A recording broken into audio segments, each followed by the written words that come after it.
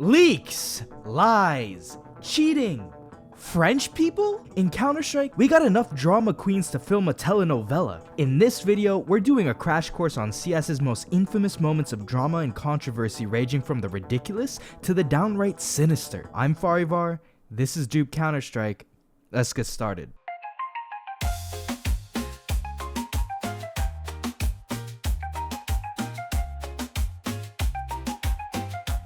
Let's begin by talking about Counter-Strike's resident drama queens. You know, just to keep it light, let's talk about the French. Long story short, they just can't fucking get along. Players let the personal get in front of the business, and what resulted was 3 instances of what is called the French Shuffle, where the French scene would go and play musical chairs so they could disappoint fans for the next year. The long story medium of one of the shuffles goes kinda like this. Shox was a star player who didn't like Happy, who was the best IGL in France. Shox also tried to kick Apex, who was always a package deal with Kenny, but Kenny eventually agreed to kick Apex. But then, Shox's plan fell through when Body chose to join NBK's French CS project over Shox's. Then Body decided, nah, actually I want to join Shox's project. Confused yet? I am. And shortly after, NBK was seen in a dimly lit restaurant with Shox's girlfriend. Okay, that last part didn't happen, but it would take an entire video to go over the drama that's now long blown over. It's just that a bunch of these players had gigantic egos to the point that it killed the scene and left French CS as little more than a memory in the back of our minds. Some would argue that shuffling through the same players for so long without trying to bring up new talent also contributed to the death of the scene. By the time promising come-ups like ZywOo arrived, there was no longer a French scene and ZywOo had to brush up on his English. But silver lining, as we know, that didn't stop him from becoming a god.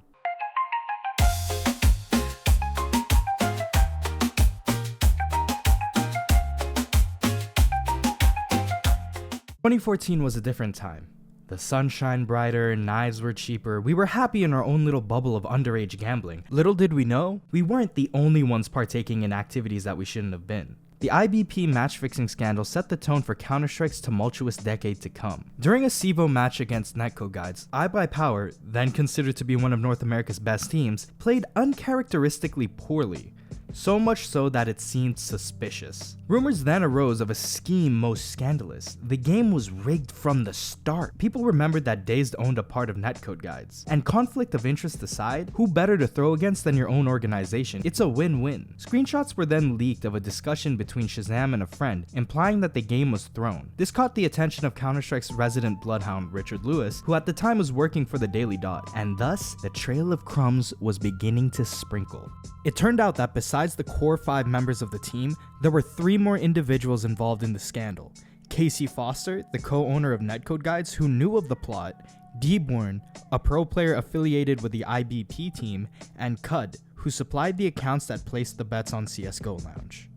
A thread was posted by Deborn's ex-girlfriend that incriminated the entire gang. You know, you see what I mean? Scorned anonymous woman sinks gambling enterprise? It's a telenovela! Valve conducted an investigation and soon concluded that it would ban the players of IBuyPower for their breach of competitive integrity. What would come was the most brutal ban for a non-cheating offense in the history of the sport. For the longest time, we thought this ban would be permanent, but news came out from Steel that his ban was going to be released in 2025. One could assume that this ban extends to Dazed, AZK, and Swag as well. And the effect of these bans echo out even today. You know, a side effect of Valve's ruling was that NA's 2 best IGLs were removed from professional play. This was brutal for the scene. NA was always short on cerebral players who would use their head as much as their aim. And removing Dazed and Steel meant that NA teams at the highest level would have to rely more on playmaking over strat calling. NA up-and-comers watched fraggers and played with fraggers, and now we have to ship in EU IGLs to salvage our sunken ship.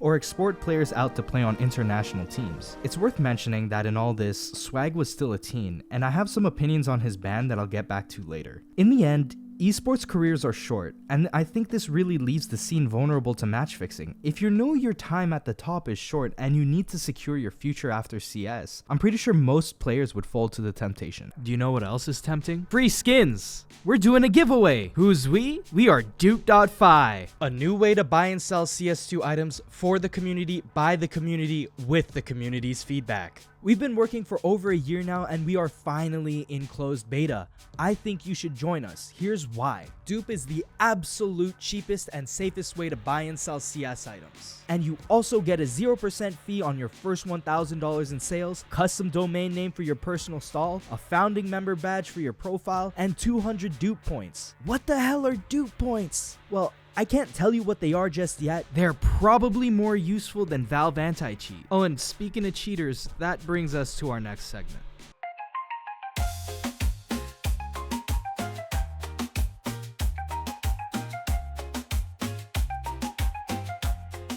WP, he's out in the Russian wilderness just sniping.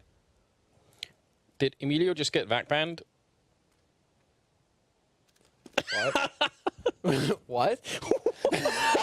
God, we just can't get rid of these rats, can we? Here's a highlight reel of Counter-Strike's most publicized cheaters. I just right and I reload! What the? I don't know why. It's weird. Nothing banana. Wait, what the fuck? Clara! Alright, so if you guys couldn't tell what's going on here, she got caught using cheats and then started blaming her friend about it? Or something? Yeesh. Okay, moving on. Forsaken was a member of Optic India's Counter-Strike team and... okay, just watch. Square between two players now for Forsaken. That's why. Oh, what? This is like when a villain in a movie is so obviously a villain and nobody sees it. This is the best part of the whole saga. In this clip where he fucking panics.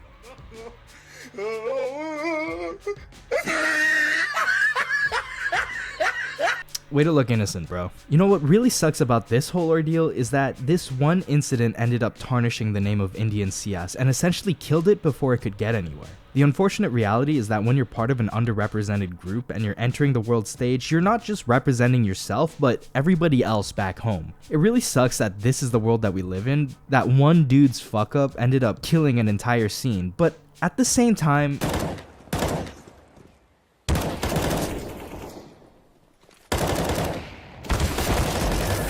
this guy didn't look obvious to you?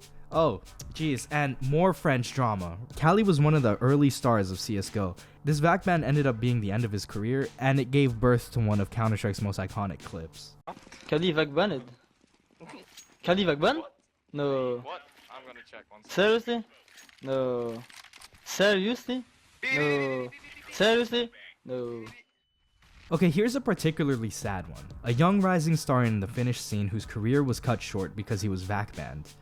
Yampy was 14 when he sold an account to a friend. This account would later receive a vac ban with Yampy's name still attached to it. Yampy was then banned on main and prevented from participating at Valve-sponsored events. He tried to appeal his ban through the legal system, but unfortunately the case didn't work out in his favor. So my opinion on the subject is that the kid was 14 when he sold that account to his friend. And it's a similar case with Brax, who was a teen surrounded by adults with more power than him. Valve is far too brutal when it comes to these young pros, and for what? Like, these are kids. It's like blaming a child actor for not speaking up against a shady movie producer. You know, teens often go to juvie, not prison. Simple mentioned on Twitter that he had a vac banned account from when he was younger, so where's his ban? Esports is a difficult field. You know, in these early days, parents aren't involved in a child's come up when it comes to professional gaming in the same way they are in football or karting. They're not there to watch their child progress and help them navigate the ecosystem. At the end of the day, esports are tricky and regulation is still in its infancy. I think we've still got a ways to go before esports is as ubiquitous as traditional competition. And it seems like Valve might actually agree, as they unbanned Yampy in 2021 when enacting a new rule change. It made it so permabans from Valve events would only be issued if the vac ban was done less than 5 years ago or received after their first participation in a Valve major.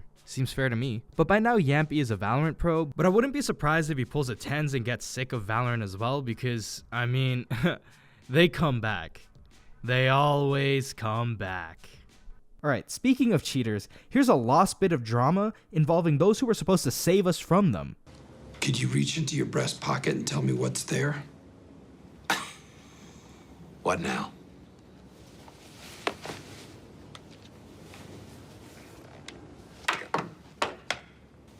ESEA, if you don't remember, was Facet's long-lost competitor in the Counter-Strike matchmaking business. 14,000 players across North America were surprised to find that their third-party game launcher was also a Bitcoin miner. ESEA was caught red-handed with about $3,500 worth of Bitcoin. ESEA was ordered to pay up $325,000 to the state of New Jersey as part of a $1 million settlement. The rest was to be released in a decade, so long as ESEA makes no further breaches of the law. But wait, ESEA doesn't exist anymore. Does Faceit get that money? Any lawyers in chat? Okay, here's what's really funny though. The employee responsible for the scandal sold the Bitcoin as he got them and turned them into USD. Talk about a double bag fumble, he probably missed out on $2 million.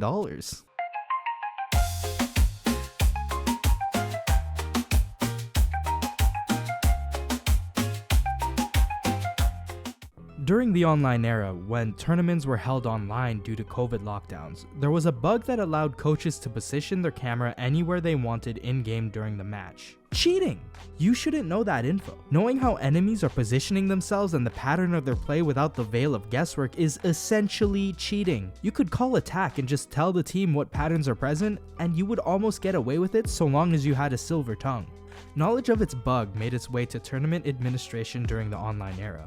But apparently, many knew of the bug since 2016. And to be fair, HUNDEN wasn't the only coach to get burnt during the scandal. But there's a reason why I named the segment HUNDEN and nothing more. Because there's more! For some reason, Heroic brought him back after the original ESEA ban was lifted. Then, he got burnt again! It turned out that HUNDEN was leaking Heroic strats to rival teams. Heroic fired him, then ESEA launched an investigation that resulted in him getting a 2-year ban from participation. HUNDEN then sent proof to ESEA that the players on Heroic were aware of his cheating, but ESEA found that there was no substantial evidence to these claims except this. It came out that Nico, no, not that Nico either. Okay, that Nico. Nico was a player on Heroic who actually knew of HUNDEN's antics. But, a big but, apparently Nico is on the spectrum, and apparently he heavily relies on those around him for guidance and the like. So apparently HUNDEN manipulated Nico into thinking what he was doing was okay? HUNDEN's a master manipulator? This dude is the Riddler.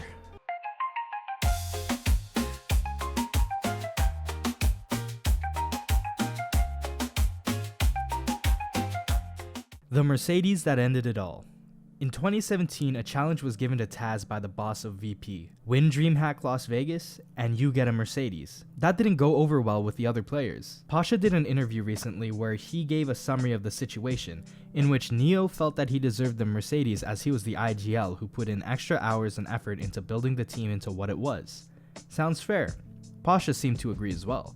Pasha believed that he was the one who brought the most money into the org, so he was also in contention to receive a thank you gift. In his words, he encouraged sponsors to support the entire team rather than just himself. And mind you, at this time, Pasha really was the most popular Counter-Strike player by far. However, VP decided that all players should earn the same amount, which means that Pasha didn't get to cash in on the Robux. So it does seem that a Mercedes would have been a nice thank you gift for everything he brought to the team. However, Taz ended up being the recipient of the baby Benz. Bialy mentioned that even Taz wanted to return the Mercedes, but this had already done its damage. Neo was discouraged, he felt underappreciated, and the team couldn't recover from the loss of motivation. The situation was inflamed by the knowledge that it wasn't just a baby Benz, but a GLE, which is quite expensive. In 2023, he confirmed that he was supposed to get an E-Class, but I think the effect would have been the same no matter what. And to be fair though, Pasha did say that at least the big boss followed up on his word and bought that Mercedes, citing that other orgs would have never followed up, and that in his experience, orgs cheat their players out of their money.